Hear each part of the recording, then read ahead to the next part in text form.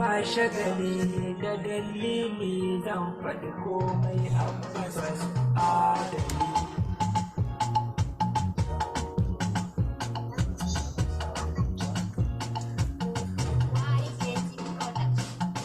Farashin komai ya tashi abin da ya dame mu abinci, yaushe rabon talaka ya ci ya koshi. Farashin komai ya tashi abin da ya dame mu abinci, yaushe rabon talaka ya ci ya koshi. Hawaye na zuba a idon al'umma, yara sun rasa iyaye.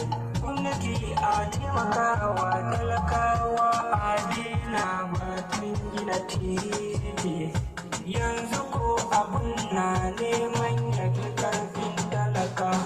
Farashin komai ya tashi abun da ya dame mu abinci, yaushe